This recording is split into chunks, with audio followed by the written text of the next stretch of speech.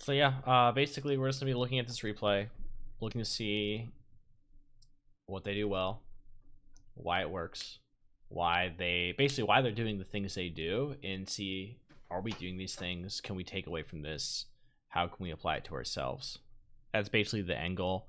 I may narrow in, focus on things, and it's also supposed to be a discussion, right? So if you guys see something that you think is really cool and you just want to talk about, feel free to pause it, because you can just click on the thing here and it'll pause the video for everyone and you can talk and whatnot. On top of that, if you have questions about, let's say you see something like maybe itemization, rotation, a swap, whatever, and you're just curious like why that's happening and I don't say anything, feel free to ask and I can elaborate on it. So this is the idea. It's looking to see if we can take things away and implement it to our practice, but also for those who are here, be part of the discussion, maybe poke at everyone here's minds, and maybe we can hive mind some explanations for things, or maybe I can just use this as an opportunity to coach some of you guys if on general stuff you have questions about. So go ahead and get started. So actually, I want to go ahead and pause because this is already something to talk about. So we're not going to worry too much about the bans and how draft played out. We're just going to take it at face value. This, what I'm about to talk about, translates to recognizing win conditions or your play style from level 1 in your game with your team. So you need to be able as a team to identify generally what your composition is good at. So what are your win conditions? When are you strong in the game? And more particular for the early game, where are your advantages, right? Assuming we didn't completely fuck up draft, there should be some advantage somewhere on the map, something for you to work with. So even in scaling comps, right? Let's say we draft like a hyper scaling comp. There's still going to be some duo or some lane that has some sort of advantage to create pressure, because if we pick 3 scaling lanes and a scaling jungler, then we can't do anything, right? We just sit there and wait. Whereas if we pick, let's say, a scaling bot and scaling mid, and even a scaling top lane, but a high pressure jungler, and our scaling mid laner actually has wave control, he's not strong, but he can control the wave, then we can use the priority we have mid lane, coupled with the strong level 1 jungler to, hey Rob, to basically create pressure around the mid part of the map, basically alleviating the side scaling lanes to guarantee we get to mid game. Because what happens is when you pick, let's say, scaling compositions and you don't have anything elsewhere, you have no agency in the early game, and then the enemy team can do whatever they want and shut you down right off the bat. Whereas if we have one pain point, we can use that to generate pressure to free up our weaker lanes that we're waiting to scale, and again, guarantee we get to mid game. Now that's not what's necessarily going on here. The point was, you need to be able to look at your composition as a team, identify how your composition ideally should be played, and specifically for the early game, what can you work with? So looking at the teams here, we're going to look at it since Cloud9 wins this game, I believe. Yeah, we'll look at it from Cloud9's perspective. So we have Aatrox, Sejuani, Sylas, Xayah, and Alistar, right? So let's just start from top down and talk about what's going on. So we got Aatrox versus Renekton. And actually, I'm going to put this out there for you guys. Again, for people who just joined this lobby, if you hit play pause, it play pauses it for everyone. So if you guys have something you want to talk about, feel free to hit the pause button or whatever and start talking. That's basically how it works. Okay, so I'm not going to actually say the answer. So Jared, you're here, right? Or is he not back yet? He's muted. That's fine. Chris, you there? Yeah. Okay. So if you were, Sven Scarrett, you're Cloud9's jungler, and you're trying to figure out, what you have to work with in the early game. Well, let's start with top lane. So you see Aatrox versus Renekton. Are you aware of how this lane kind of plays out? Not really. Wouldn't Renekton win early? Isn't he just got more of a... Yeah, no, you're right. There you go. And that's all you need to do. You just need to identify who has the better matchup early. And then if you know that, you can also talk with your top laners. Like, hey, I'm pretty sure Renekton beats you early on. Like, what are your thoughts, right? Get your top laner's input, because then your top laner can say, yeah, he beats me early, but I can keep the lane frozen so I don't lose priority. Well, in this matchup, he probably can't early, but let's say they give you that information. Then you know that you don't have to worry about conceding your top side if you path up there, because you will at least maintain even map pressure there, because your top laner said that he won't lose priority. He won't get priority, but he won't lose priority. So he'll be stuck stagnated. That means, you don't concede your top side. That means it's not risky to go up there. But if your top laner is like, yeah, I lose this lane and I'm just going to be shoved in, like I have no wave control in this matchup, then you know that you have to be very careful when you path topside and pay attention to the way the lane's set up, because they could just invade you and kill you while you're doing Krugs. They may just set up vision permanently up topside, so it's not worth it because you give away too much information to be up there in the first place. And again, and this is all early game, right? This is how you make these decisions. And that's just top lane, right?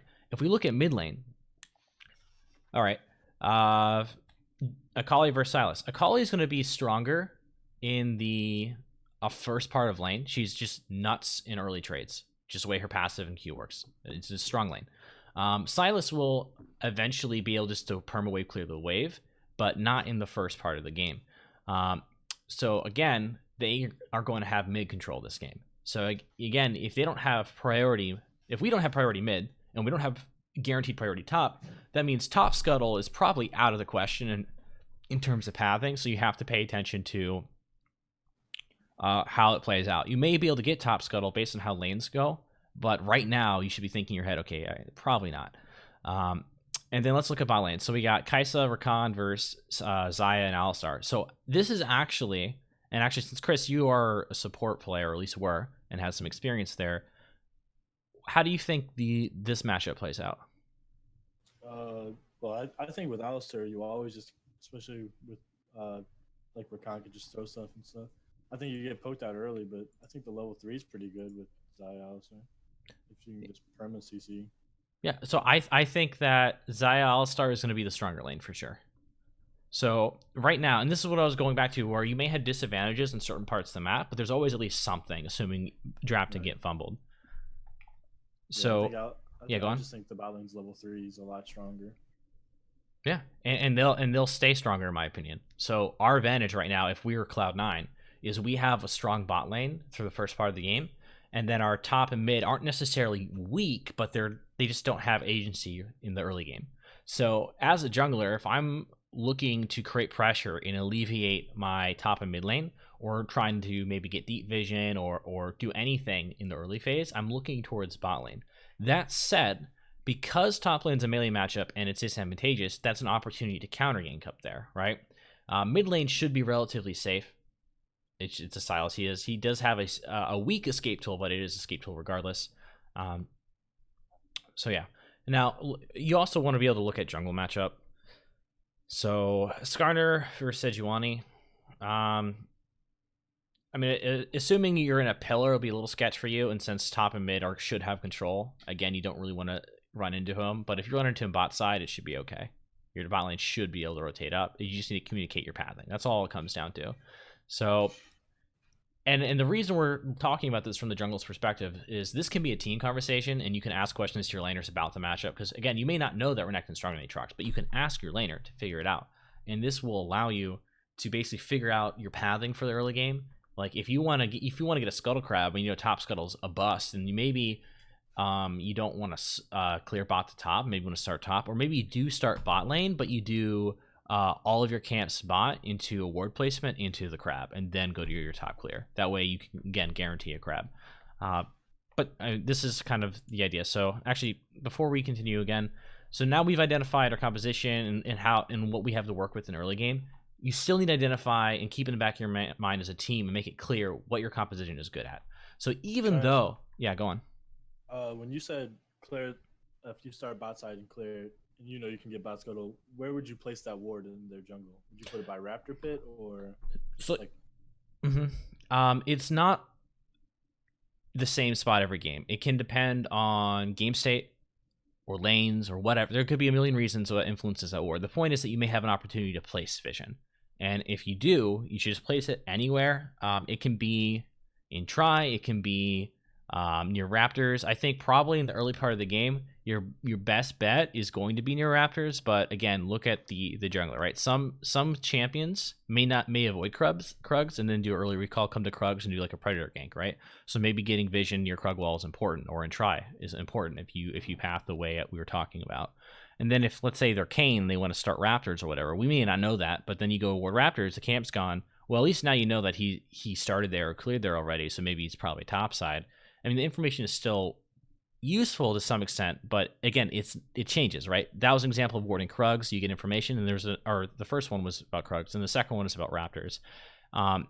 My advice to you is just, if you're looking to place a ward and you have time in a situation like that, just think about it. Like, don't just put a ward down just for the sake of putting a ward down. Actually think about why you're placing it. Right. And then as coaching staff, we can go and look at the replay and be like, or you can ask about it and we'd be like, okay, actually, you know what? It should have been better. And now you learned. Like, now you build up that knowledge. It's not going to be like, I'm going to tell you something now and it's the right answer every time. Right. It's just think about it, place it, and then ask us after game and we can deal with it then. Right? All right. Now, going into the next part that I started talking about, which is win conditions. So we've already identified what we had to work with in the early game. So win conditions. As a team, even though we have weak lanes, mid, and top for the first part of the game, this whole composition ends up being a nasty team fight composition. Way better in terms of execution, or in terms of ease of execution and explosiveness than Team Liquid is. So we are a better team fight. So if we get to mid game, or if we get to all of our ultimates, we can just start doing whatever. As long as we're grouped, we can do whatever we want. We can start engage, and it should work out. We don't need to be scared. We just need access to our ultimates or get to mid-game with our first set of items without being super far behind. Now, we do have weak lanes in certain parts of the map. So how do we get to that point without being super far behind? Again, we push to our advantage. So if we have an advantage topside, we use that pressure to, even if we can't get kills or whatever, we use that pressure to put out vision so we can track jungle to make sure that mid and top don't get surprise ganked or get pressured too much, right? Even if you do nothing in the early game other than track jungle, that alone will be enough to help you figure out, or that should alone be enough to help you figure out where the jungle is and avoid shit and get to the mid game. See Yasuo in the bottom left corner. I like that hoodie. That is a nice hoodie. Okay. Your mic's a little sketchy, if yeah. you want to say right now. Yeah, I've been having issues with my mic. As long as you understand what I'm saying, that's what matters. I need I think I need to get a new cable. But right now I can't really do anything. What? It just hurts. It just hurts. I'm sorry. Here. Does that help a little bit? No. No, I think you just got quieter. Yeah. No. It's just shitty but quiet now. Yeah. All right, let's try. How about that? You're louder. Shitty and louder. Because you were quiet. Okay, how about now? That might have been better. That's good enough. It's good enough? Yeah. All right, we'll do that. Hopefully it helps. All right. All right, before you get into this. Yeah. Oops, I muted while I was talking. I kind of sat back down in the middle of that, and you kept saying we. Are we, like, C9 is the better team fight, ease of execution comp? And then yeah, we're talking from the, yeah, you're right. We're C9 this game. We're thinking okay, from we're C9. Yeah. Okay, gotcha. Yeah, and then, so Team Liquid has the better solo lanes. They have double TP, so they're looking at 1-3-1 with a Rakan and Skarner, snap engage for, like, rotate plays and things like that. Exactly, and what you're doing is you're identifying what the enemy team is good at, and we've also identified what our team is good at, and then knowing that, that's what we should be doing. We don't want to forget that. So that means that every time we're recalling, we should be checking ourselves, be like, okay, what are we good at? What are we good at? And that, if you just remind yourself of that throughout a game, it'll help you keep in mind what you should be doing when you group up. And just, I wanted to point out something. I actually haven't really watched this game. I just skimmed through the scorelines to see what's going on. So I didn't know that this is exactly how jungle was going to happen. But again, by the way I deduced, it is what happened. Look topside. He's starting red. Remember how we talked about how top scuttle is a little sketch based on Yeah. what we looked at in lanes? There you go. He's pathing in a way that makes it so he'll be near bot scuttle. And so that adjustment that I talked about is what's being done here by a professional player. So it's not incorrect. Right. Now, again, he may end up sticking around and do top scuttle the moment it spawns and do a weird clear. We don't know. But I think it's safe to assume that he's just going to do his clear into bot. And since he has talisman, he should do all 3 top camps. Again, Chris, so what you pointed out about bot lane being good at 3, they're going to get poked out earlier. So look how they're trading really aggressively. All right, so early trade. Yeah, so anyways, Team Liquid's bot lane is stronger, right? But if our bot lane gets to 3, we should be able to take control, assuming that the wave isn't fucked, right? Right. Quick question. Yeah. Do you think that top is ungankable? Because I would at least try a gank top because I think No. Aatrox. I don't It's think it's decent. ungankable. I think it's you don't want to waste effort. If the gank is there, go for it. But don't try to force the gank. And look, we have Niski playing really aggressive. And just pause it real quick. We had him playing really aggressive in the lane that he doesn't have early agency in, and he dies solo. Great, the jungle was nearby and punished it, and they traded sums. But, I mean, 2 for 1 flash, not really ideal. And the whole point is, he doesn't have agency in the lane, and he's constantly trying to fight this Akali. We identified he's not supposed to win. So if you're a solo laner and you identify that you're not supposed to win the first part of this lane, and then eventually you'll just be able to perma wave clear and be a better team fighter with your team, there's no reason for you to do this. Like, no reason to be as aggressive as possible in trade. You don't want to concede if you can. I mean, you shouldn't just concede lane right off the bat because of that. You should fight to try to hold lane pressure because you don't. If Right. Ideally you're probably not going to get priority, but you don't want to concede priority if you can avoid it because then it makes things for your jungler hard. Like it makes jungle placing vision or going to side lanes hard because we don't have mid priority. So you don't want to concede it right away. But from the few times the camera's panned to Niski here, he's just constantly brawling. And I mean, he's trying to make sure the priority isn't lost, but I think he's brawling a little too aggressive and he ends up dying 1v1. Again, he's not necessarily supposed to win this matchup early, so there's no reason for him to be trying this hard to win the matchup early. Right. Definitely try. That's the whole point. You definitely try, but know when it's okay to Really concede gotta some know where here. the jungle is. Yeah. Jungle. Well, yeah, you got to know where the jungle is, but at the same time, I mean, the jungle, I mean, the enemy jungler wasn't even nearby, so you could argue this is okay. It's fine for him to fight, but he's not the stronger champion 1v1 for the first part of the game. Well, So why I'm is he? talking about ganking Yeah, top. ganking top. Yeah. Oh yeah. For you to gank that, you really gotta know where the jungler is because you can just come in right after the fight starts and you lose. Yeah, building off what Jared just said, it's a matter of if you have the information and the opportunity is there, do it. Otherwise, it's not worth it because we have advantages elsewhere to work with. There's no point in trying to manufacture something that isn't easy. Does that make sense? Use Yeah. what's good. Like, it's not your job to win losing lanes. It's your job to create advantages that are transferable in your strong lanes. So,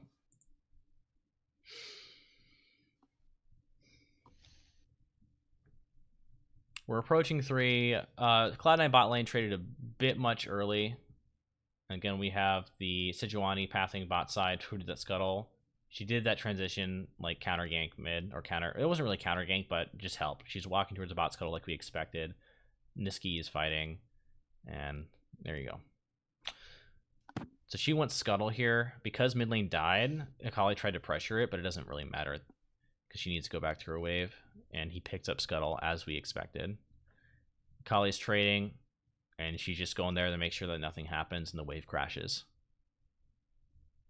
That's probably one lane I wouldn't go is mid lane because I just feel like Akali's too slippery with her Well, shroudy. Well, here's the thing. Like, he's not trying to force gank mid, right? He does scuttle. His bot lane... Yeah. I'm sorry, go ahead. Okay. He's not trying to make things happen. He happened to be transitioning to bot to get the scuttle, and then that fight broke out, and he helped, right? And then after he takes scuttle, they're back in lane. There's this big wave that Niski is trying to get in the tower. He's called up to help guarantee that goes in because Akali's trying to brawl with him because she is the stronger 1v1 champion. Another thing mhm. I point out, if Niski doesn't crash that wave on Akali, she can thin it to a point where it'll freeze, and then she can call her jungler to come gank Niski, who she'll know will have to stick around until the wave crashes. So just the Sed showing up and letting Niski wave clear for free is like potentially worth his time over going to a camp or something. Yeah, and again, it's one of those things where it's exactly what I was saying, where he did scuttle and he was called up because they had to get the wave in. That's something that the mid laner can call, or as a jungler you can notice. And this is where, if you're a jungler, it's really important to try to play lane every now and then. Try to learn the gist of how mid, bot, and top work, because it is very beneficial to you. And this goes to laners too. If you're a laner, play jungle so you understand pathing and when junglers can be, and how that their role plays out. So when you're begging for ganks, or a gank doesn't work out, you now know that certain things need to be set up, or the jungler has certain things they have to do before just spam ganking lanes or whatever. It helps you understand what your teammates need to do to succeed. And then you can take that and basically allows you to set up lane or whatever to work with your team more, or vice versa. If you're a jungler, it allows you to understand lane dynamics, so that if you are going to a lane, you may recognize things are gankable better, or you may know how to set up waves properly, or maybe you are able to interpret lane state or who has control at a glance, rather than having to ask your laner every single time. Anyways, after we do scuttle too, Chris, what did you say about bot lane? When are they strong? 3. And what is it? What does Sejuani happen to be doing right now? Do you remember? She just came from mid lane, or was walking mid lane, walking out back towards bot. She's actually ganking from Fog. She's right here right now. Yeah, enemies. And try. Yeah, and what happens is, this is as bot lane hit 3. That's when they get agency. And then we also identified that she doesn't want top scuttle because it's sketchy. So this whole pathing, right? We're starting top side, so we avoid tops. We can get bot scuttle because that's the safest scuttle to get. And then by the time we finish our clear and go bot side, or the first half of our clear, our bot lane is 3 at their agency point. So then I can look to gank if it's there. And again, our pathing is avoiding the side of the map that we're weak on, so we guarantee a scuttle. Sorry about that. And we're looking for, and now we're in position to capitalize on our one advantageous side of the map for the early game.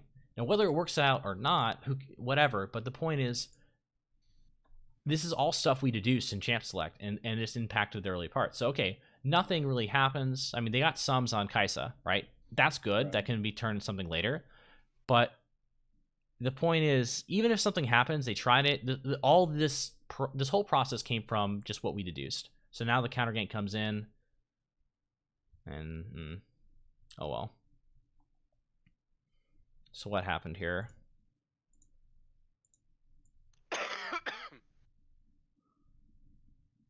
Vision.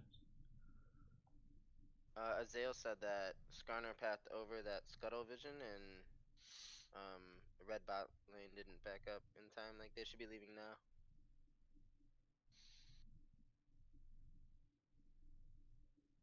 Was that hold on, yeah. He walks over.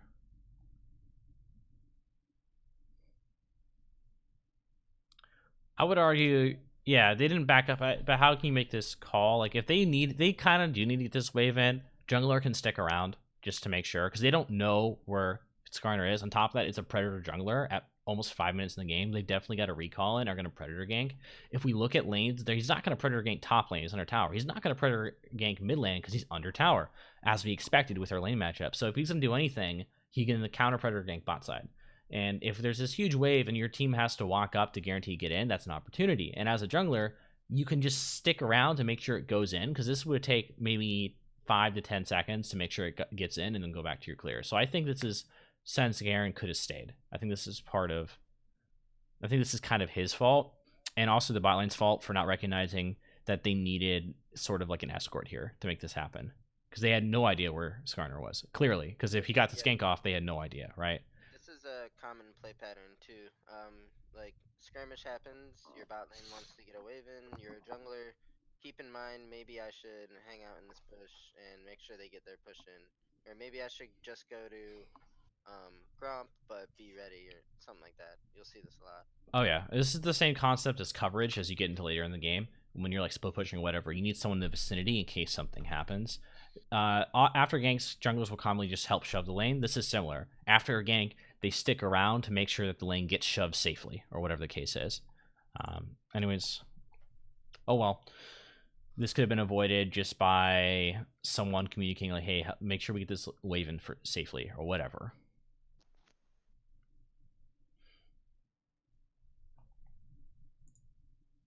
And IBWT Gopard. I don't know why. I used to stream you're subscribed. I used to stream Battle Right in Osu, so maybe it's from that. I don't even know you're still here, but there's the answer to your question. And then another repeat gank.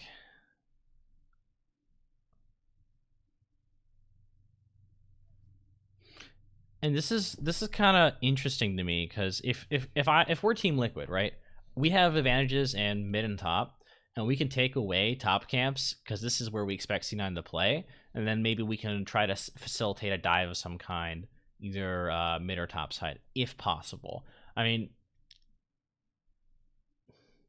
I would say even top side is definitely doable based on the way the wave's set up and HP values if we have flashes, because you have a point and click stun on Renekton into another stun by Skarner, and there's a lot of damage between the two, especially with Predator available.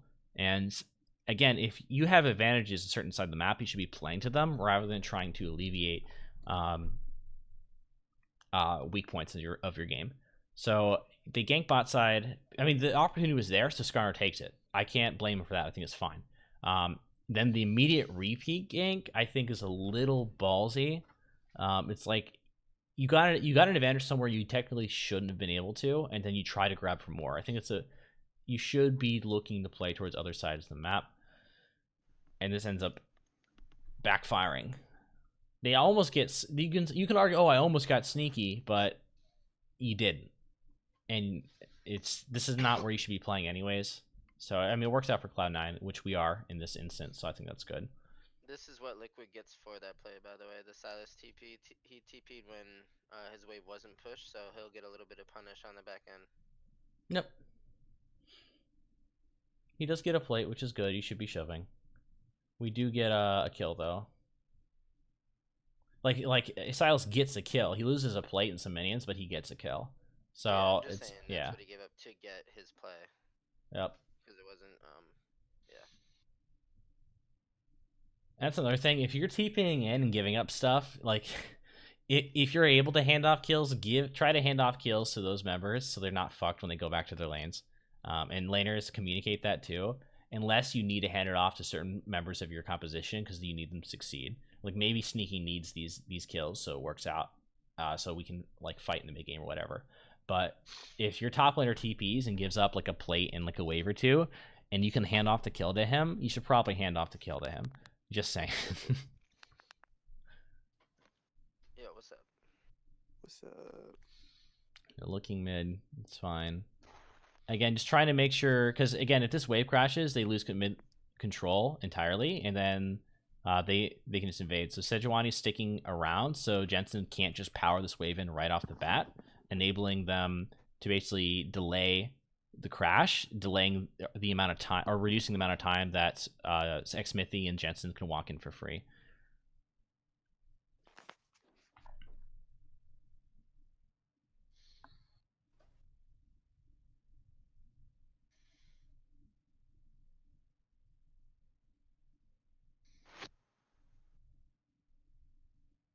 Tragic. So let's go back a little bit here and see what's going on. So if we're C9, right, we lost priority mid lane. Bot lane's even, but we're rotating up before blue side. So this looks okay. We don't have priority mid, but we think something's happening. We're rotating up first. This seems okay. Cool. We're all going. Tess is level 6 and Zaya is not. Yep. Skarner pulls the trigger right away because they just need to get someone out of this fight as quickly as possible. Okay. And then before Kali is kind of like a free kill in a skirmish situations. I think they're just taking that to get, like Josh said, get someone down. Oh yeah. Can get Skarner on as early as possible, and then trying to fight after that. Yeah, because Cloud9 was the quick rotate here. They are like Jared pointed out. Sneaky isn't 6 and Kaisa is. But Cloud9 was the first to rotate here, so before they get there, they need to pull the trigger. They pull the trigger, they're gonna kill Sedge here. And on top of that, even though Core JJ is low, he engages on the Sneaky to make sure Sneaky can't influence this fight at all. Because again, Cloud9 has more members in position first. So really good engage by Core. And because of that, he actually just straight dies. And then Renekton gets down here first, which again, top lane should have priority. Is actually shoved in on blue side. Renekton just happened to be nearby. But again, he should have priority anyway, so he first rotate in the first place.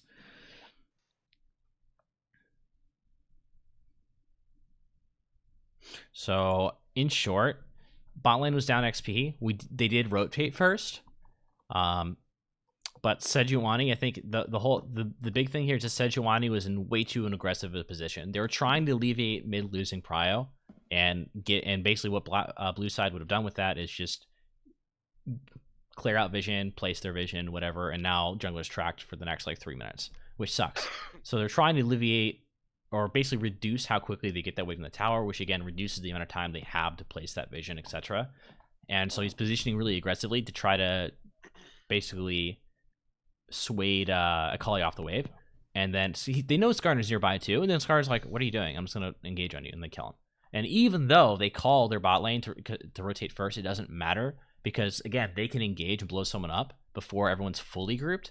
And then even smarter though is the fact that Core engaged on Sneaky right before he got there. Even though he was like, he got half HP by Sneaky, it doesn't matter. He keeps Sneaky out of the fight. He has no agency in the fight, and because their bot lane is actually higher level anyways, they end up just killing Sneaky anyways. So you're gonna lose prio mid in these matchups. You don't have to invest too much to try to stop it from happening. Obviously try if you can, but you gotta be smart about when you concede. It's okay. That's how this matchup plays out. You don't have to position as aggressively as Sven does here. It doesn't really make sense. And you get baited in by thinking, oh, our bot lane is probably going to rotate, but it doesn't really matter. At this point, Double F is 3-0, which really sucks, because that's your advantage is supposed to be your bot side, right? Right. Again, we see the replay here. They blow up Sedge. That's just a call. Get someone out right away, and then Core engages on Sneaky before he can help, and then he just dies too. And then Renekton just comes at the very end. He doesn't really do anything, but he was rotating first, so even if Cloud9 wanted to try to turn that, they can't.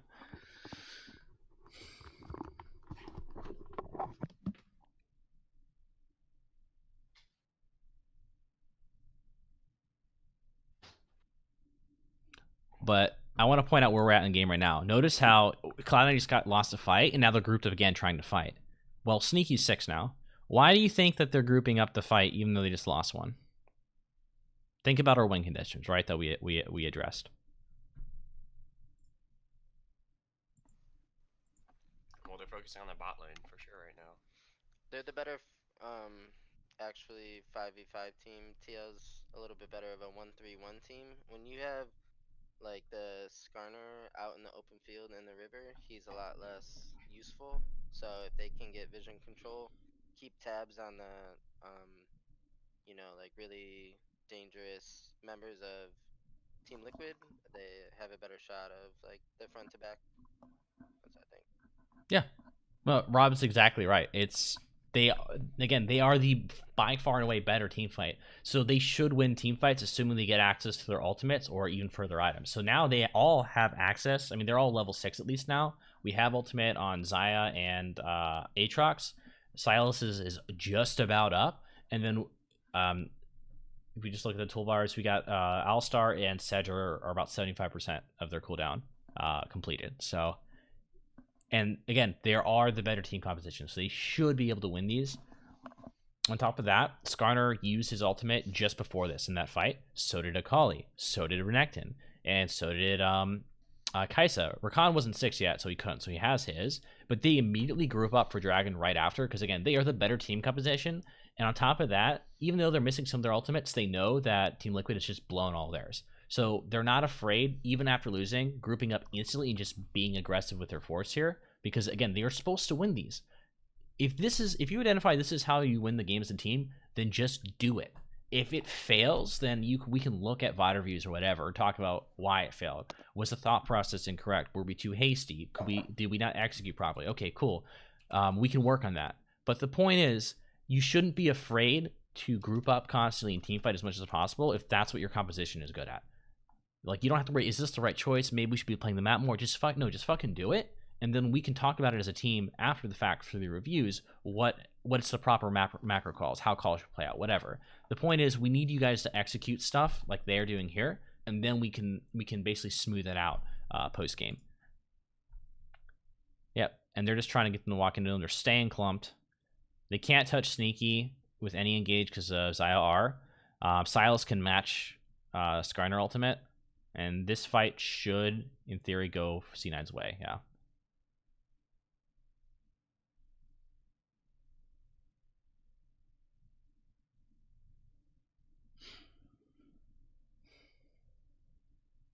Yeah, doesn't fucking matter. C9 gets dragon and they kill almost everyone. So both teams go on top of each other's faces. C9 comes out. Like, we can break down why the fight went well, but the point is they are the better team fight composition. This is what should happen anyways. Alistar gets a really good engage, followed into Aatrox Qs. Rakan tries to ultimate everyone. Sneaky's gonna die because he's isolated. Whatever, doesn't matter. I think two biggest things here. Renekton does not get a flank, and Skarner does not get an alt off. So, like, Renekton needs to be in a flank position, I think, to be, optimal in these fights. When he's like just walking in the enemy front line, he's like pretty shit. Yeah. As a champ. Yeah, so what you're saying is they have to surprise Cloud9. They have to be able to blow someone up with Skarner ult right away, and they have to have a top laner flanking. And look, another fight right away. And look, Cloud9 wins because they're all... Look, notice how they're just grouping. And one thing I want to point out here, which is a really cool thing, is we're not at the end of lane phase yet, right? All the towers are up. Dragon just died. Huh? Oh, hey. My bad. And they did a lane swap already, right? Lane phase isn't over. Why did they do a lane swap? Actually, since you joined, Michael, I don't know if you're watching or anything, but why do you think bot lane swapped here? Where? They're on top side right now. We're 11 minutes and 30 seconds in the game. Not a single tower has fallen. Is it the first game? Game 5 or game 3? Game 3. Are you watching the? This is. Yeah, I don't think he's in the. Okay. I only seen the first game of the. Oh, let me see. There's a link in collegiate Yeah. for the video room. Together. Yeah, watch together. Is mine code finish? Yes.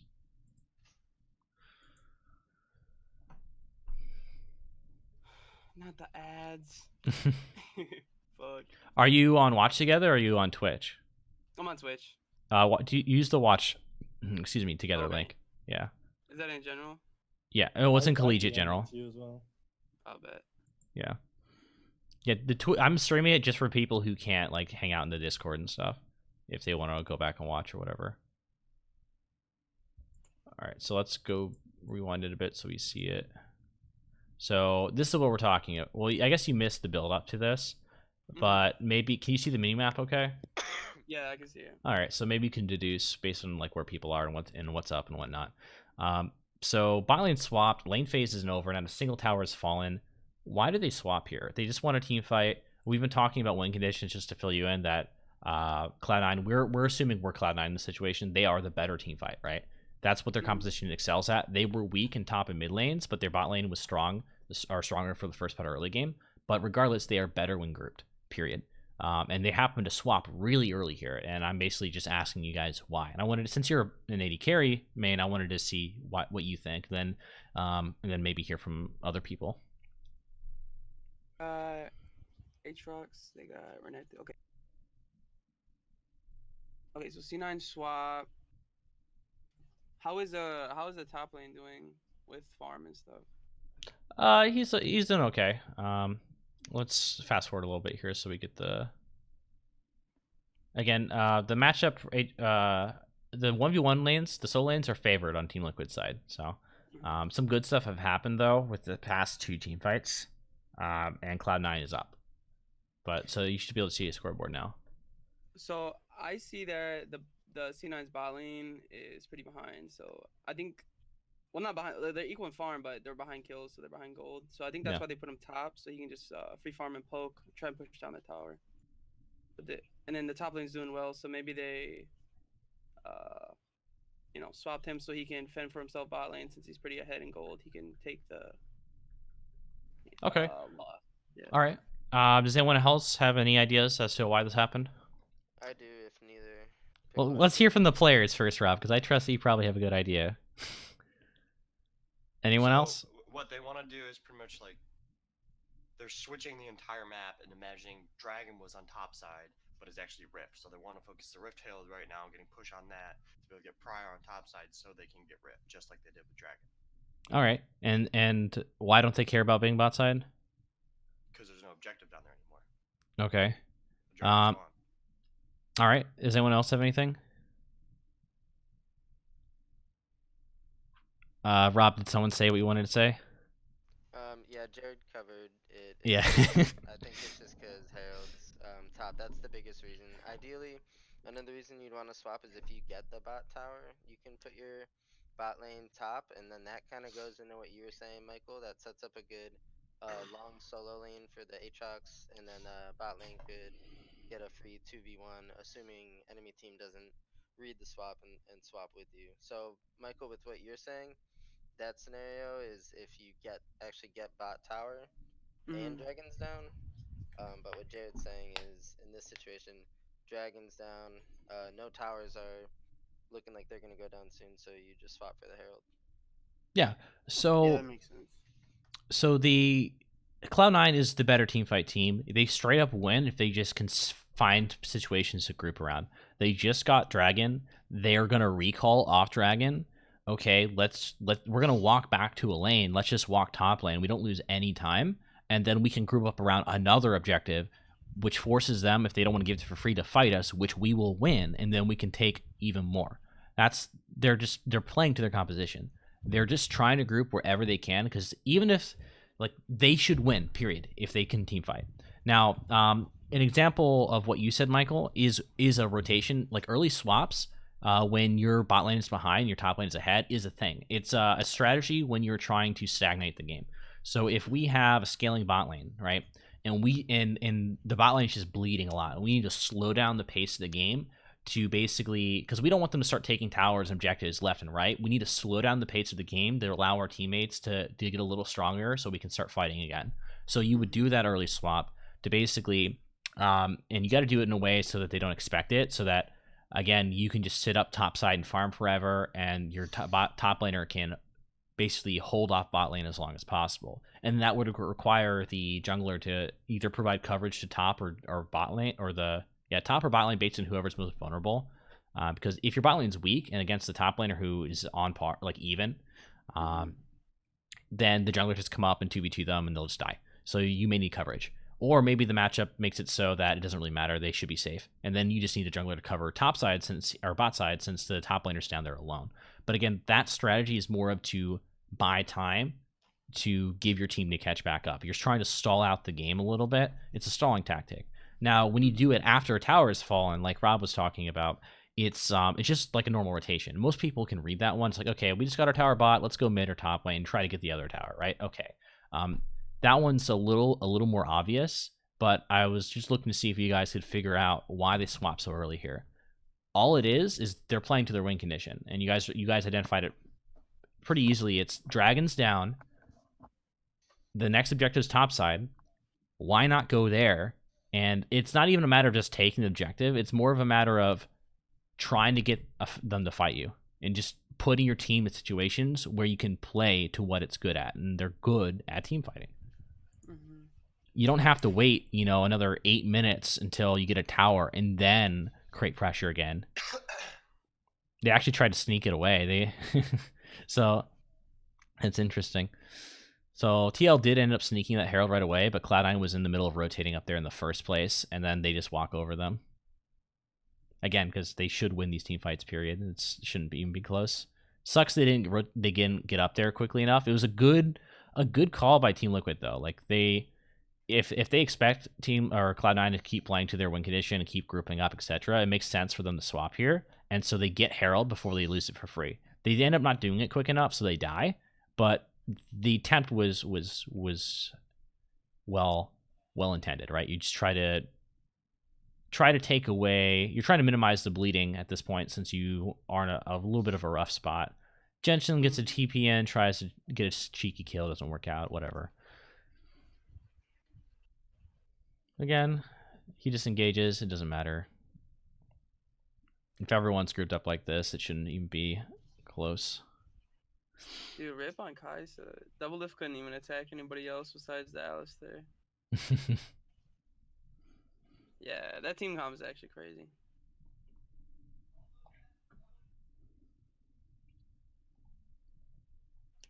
Alright, so now we're just basically at this point in the game, we're looking to see if a weird Herald comes out.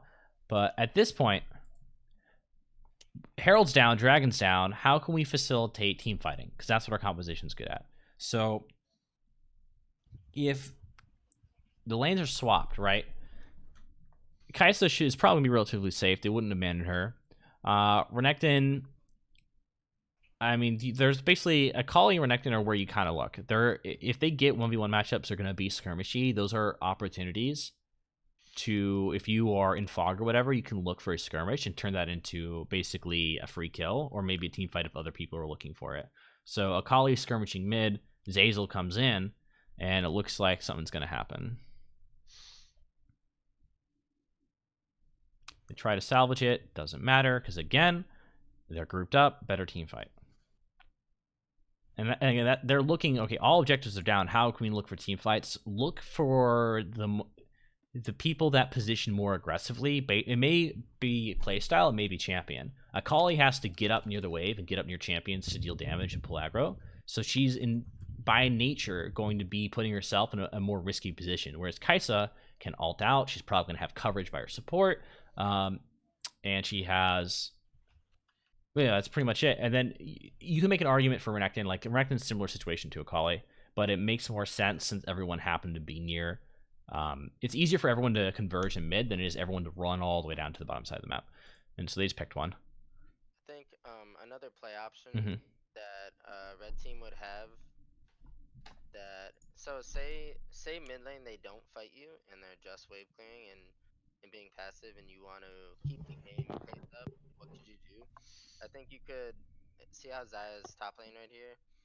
If Alistar was top and they could get a push with the 2-on-1, I think you could, jungler would start this play, free up your mid laner, and then both of you go top. And then you have Alistar, Sejuani, and you look for a dive. You can even dive 2 members with that 4.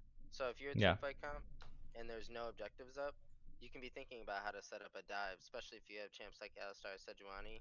And if you can't get a natural push, like natural as in one of your solo laners, so say Aatrox is bot lane and can't get a push or whatever, you could send your top or your bot duo to a lane that should get you a push, and then your mid jungle duo could then roam up, use that push to look for something. Even if the dive doesn't look good or it gets wave cleared, that jungle mid duo can take a quadrant over, which will like choke out blue team if they start walking into that fog. Yeah, the whole idea is to just try to create situations where you're grouped up and fighting. Like, who gives a shit if the tower's there? You're a team fight comp with 2 hyper tanks. It's gonna work. Like, and if it doesn't work, we'll deal with it after game. The point is, look for these opportunities, right? If Dragon and Herald are down, and like, you got to find something, right? And like in what Rob was saying is just creating something, right?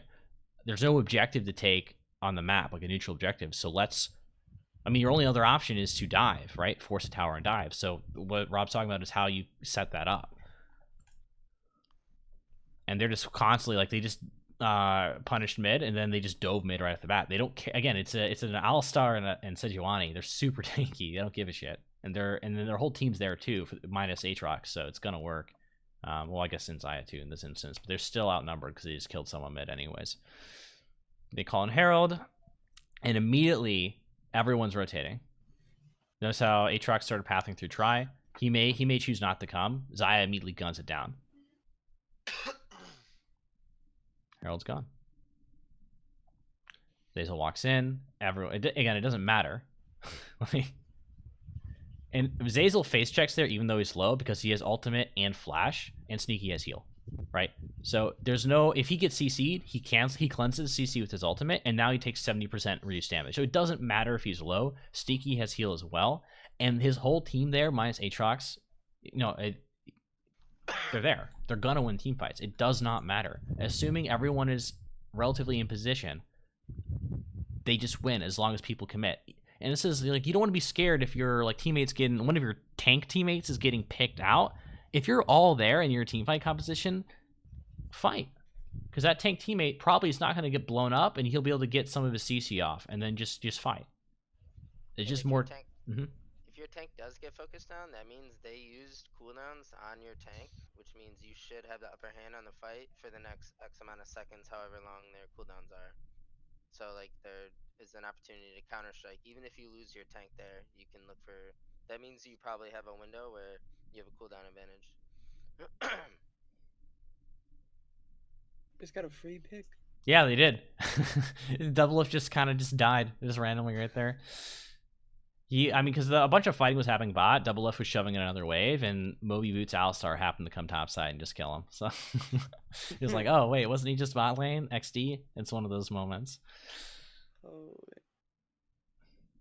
And again, they're just constantly grouping. It does not matter. And the funny thing is they're 1-3-1ing right now too, but they're rotating topside where the solo laner without TP is, and then their other solo laner on the far side of the map does have TP, so it's fine.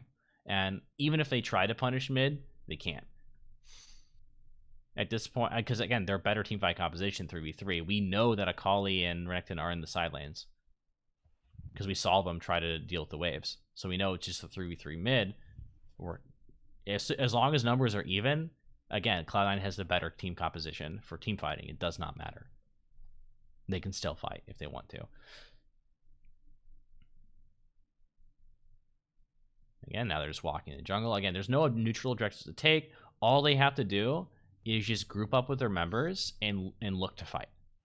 And that fighting can be under towers or whatever. It doesn't matter. They're just constantly looking for it.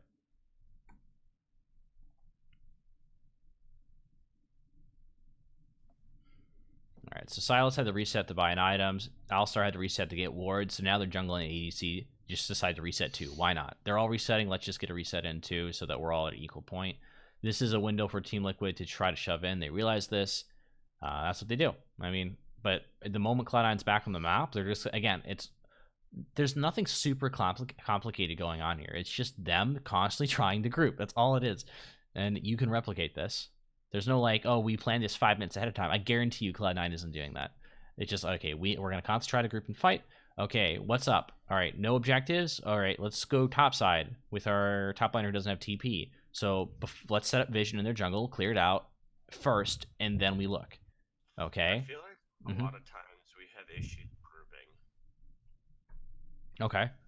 So if you have issues grouping and you guys are running a composition that needs to be grouped to excel, and you guys aren't grouping, then I'm pretty confident you guys aren't talking about what you need to do to win. You may be saying, oh, guys, we should group or whatever.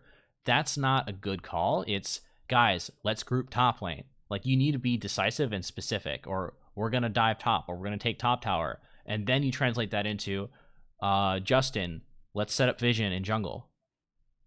And then mid lane, can you get priority mid and then cover us? Whatever you need, because grouping top lane, looking for the dive, is the end game play, but there are certain steps that make that work, and that is getting prio mid, making sure that whoever on the bottom side of the map has access to teleport to back you up, setting up vision before it happens. Okay, how do you set up vision? Well, the person with the most wards is going to be your support. Well, they can't place vision alone. They need coverage. Okay, the jungle can cover him. Well, in case something happens, you want mid lane prio for the fight end anyways, and in case something happens, ideally your mid laner's freed up, so you let him get prio and then walk in with your jungle and support.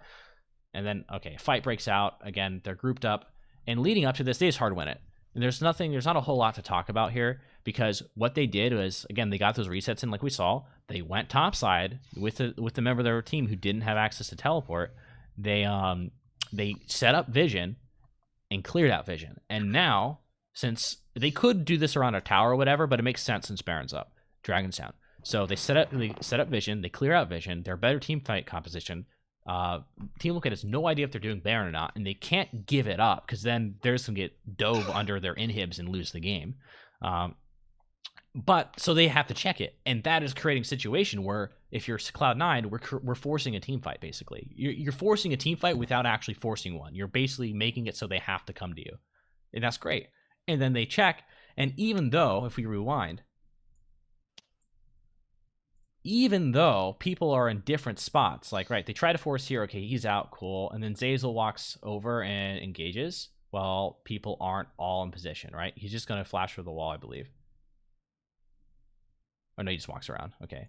So, notice what happens. Sneaky and Zazel are all the way over here. It actually was Svenskeren who engaged. Sneaky and Zazel over here. Svenskeren just goes in. Like, he's not going to die instantly. He's too tanky. Niski immediately just flashes over the wall to make this work. And then Zazel and Sneaky immediately walk over. Licorice is still over here, but he's going to get there too. Even though they're kind of dispersed, they're trying to force a fight. So, they drop what they're doing. They immediately group. Like, they're all on the same page. And Niski blew Flash immediately the moment Svenskeren went in because they're better. They're good at team fighting. Just blow everything you have to make it happen. You don't need to be greedy. You don't need to reserve summoner spells. If an engage happens, and I guarantee you Svenskeren would say, let's fight. Everyone, if you immediately gun it to the location, and if you have any spells that make it work or make you get there quicker, you blow them too. There's no hesitation. That's all it is. They're going to win the team fights if they're all grouped in there, and not even close. And now they just get Baron, so cool. And this game is pretty much over at this point.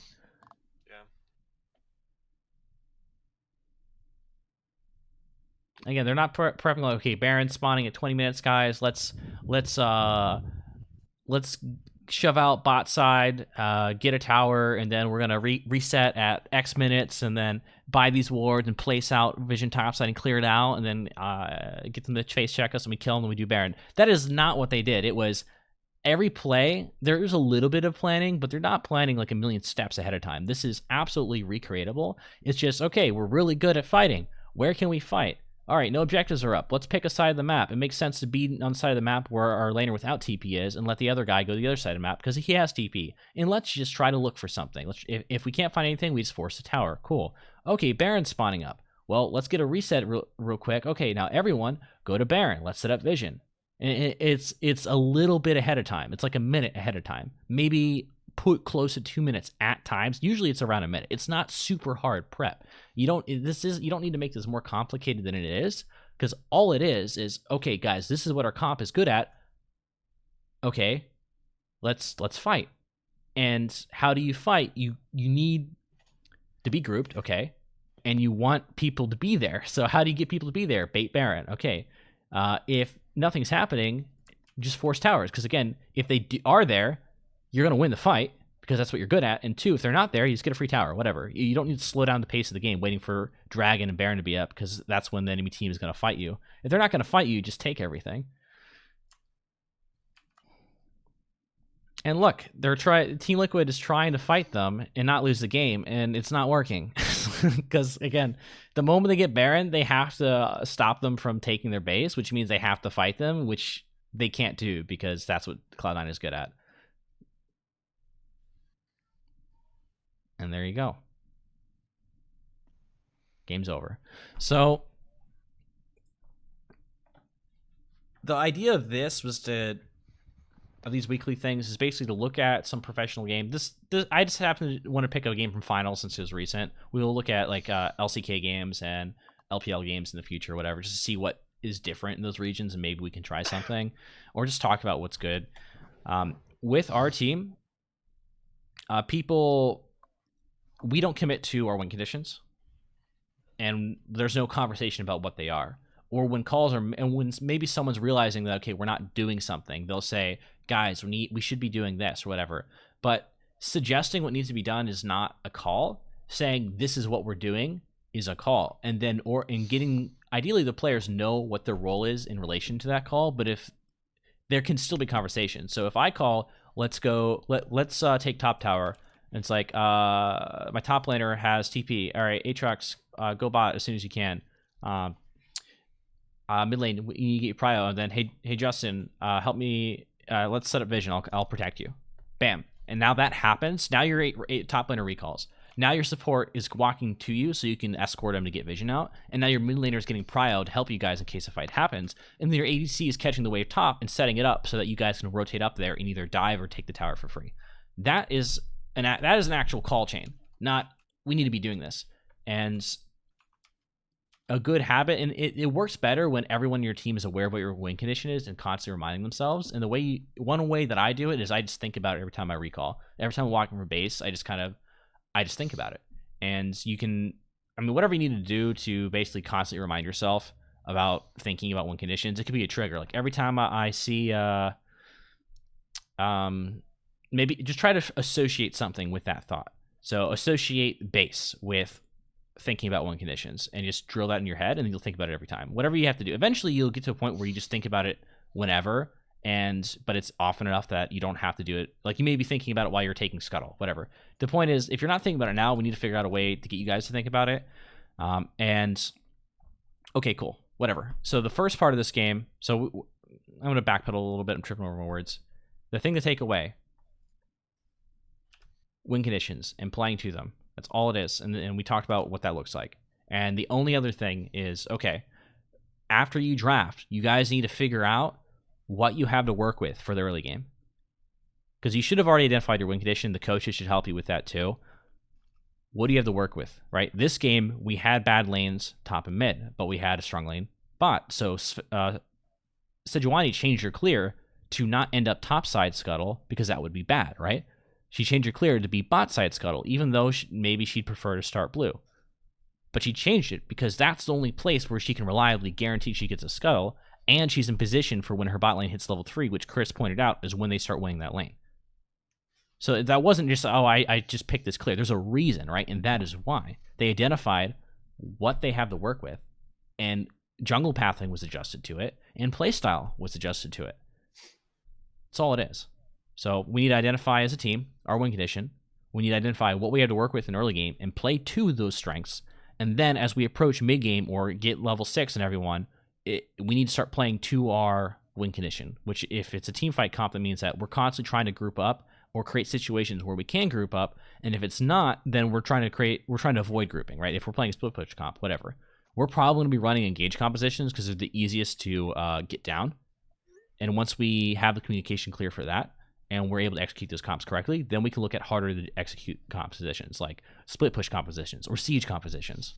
So that's why one of the reasons I want to look at this game too is just because the comp they're running fit what we're probably going to be working with. So does anyone have anything they want to say? I wanted to talk about what a good game for Team Liquid would look like, looking at their champions. So I think a big thing that might have gone overlooked this game is Team Liquid did not get Cloud9's mid turret till 22 minutes, I think it was, and then the game ends at 25, where Cloud9 got Team Liquid's mid lane turret first, and in a 1-3-1 composition, if you have strong lanes like Renekton and Akali, I think if they don't get Dragon there, they need to get the Herald. Ideally, you would get Herald using your Renekton Akali advantage, and then you'd use the Herald mid lane. If you get that mid lane tower before the enemy team as a 1-3-1, that will unlock your mid laner. You can now send your Akali into a solo lane, and then you bring your bot lane into mid, and then they can free wave clear it, and then they can keep that mid lane turret up. And as long as that mid lane turret is up, you can expect them to have plenty of time to use their advantages in the side lanes to get things for free just by choking out. So what Team Liquid maybe should have done is conceded the dragon and gotten the herald. I'm not sure the exact context when dragon went down, what happened, but imagine if Cloud9 gets the dragon, they say, okay, they trade it for herald, then they predator flash, who the fuck is that, Skarner gank on the Silas, and then drop the Herald mid tower. This would look like a completely different game, because then now you have your Akali in a side lane, you bring your Kai'Sa into mid, and then Kai'Sa's job from then on is just wave clear mid, while Rakan can roam and cover, and it's a completely different game. Then it's a lot harder for Cloud9 to be like choking them out in jungle quadrants, forcing 5v5s, things like that. Yeah. To dumb down what Rob just said, what what is Team Liquid doing? What are they playing around in that like situation? Can anyone answer that question?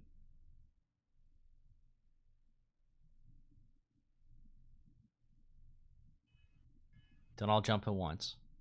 Sorry, You mean my like mic's what muted. what lanes they're going around? Or? Sure. They're just trying to split it up and not be grouped. Well, in the example Rob gave, what is Team Liquid playing around in that situation? Mid lane. Exactly. There you go. And what are their strong lanes? When we're talking about what they had to work with in the early game, what did we say it was? Mid and Mid top. top. And what did they do in the early game? Where did they play around?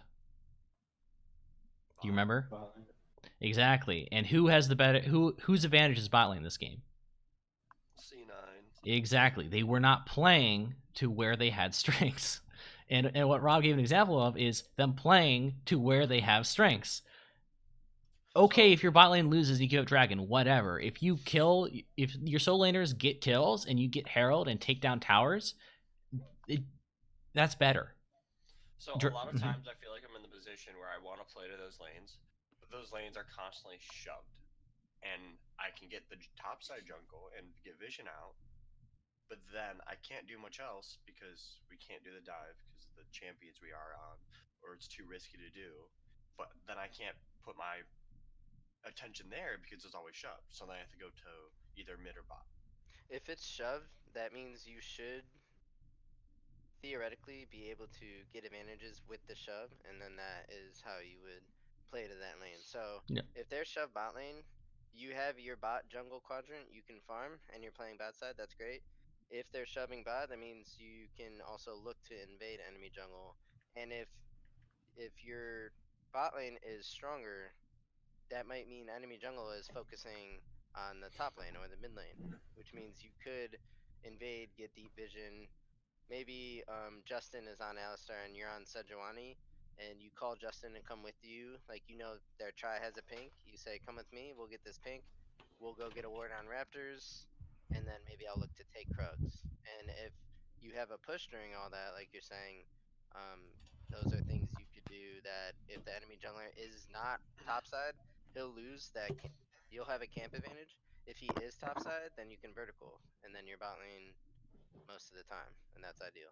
Yeah, the example you gave with playing with the top side like struggle, the whole point and just basically what Rob said is if something's pushed in, just the first thing you do is just gonna place vision, look to take a camp away. Okay, cool. And you're saying that okay, I've already done that, but I can't dive and whatever.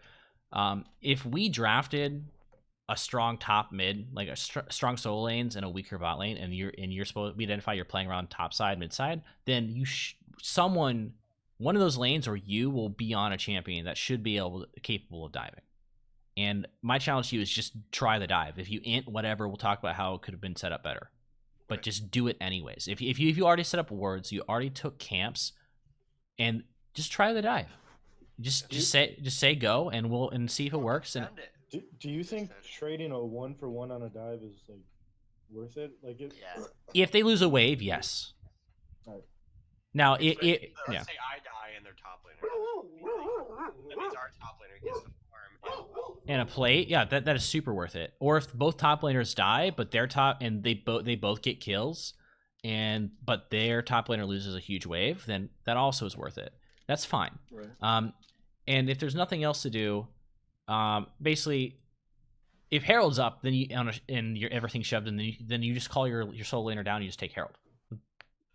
And if that's down, you already set up vision, and you don't have any reason to recall. And someone's shoving in, just try diving the top laner or try diving the mid laner. Just see what happens. And because a lot of it is you guys being afraid to do stuff like that or not really realizing you can. And you guys are going to probably int almost every dive you do. I'm just saying that now. You're going to fuck up pretty much all of your dives right off the bat. I'm just assuming. And that's fine.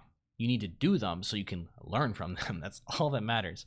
So if you did nothing else to do and we're playing to our solo lanes and everything's shoved in, you have vision out, a Herald's not up, and you no reason to recall, and there's a wave built up under the enemy tower, and they're just dive them. with your laner. Because again, as coaches, we should have drafted you something that has some sort of engage if we're playing around solo lanes, so that you can dive if you need to. If we pick you a scaling jungler and then we draft strong solo lanes and weak bot lane, and we're supposed to play around our solo lanes, how are we gonna play around our solo lanes if we have a scaling jungler and no like reliable engage in the solo lanes? It's not gonna make sense. So maybe the laners would have that, right? Again, as coaching staff, we should have those options, or we should have drafted those options. And if you feel like you can't do anything, then you're probably just scared, or we fail draft. And if we fail draft, we will own up to it, and we'll do a better draft next time. But chances are you probably are just scared. So yeah, I think we're done with this, unless anyone else have any questions or things they want to say. All right. Well, that's it. Thank you, Josh. Yep. Thanks everyone for hanging out. Yep, thanks for coming around. Oh, that actually helped a lot. I just want to say. Cool.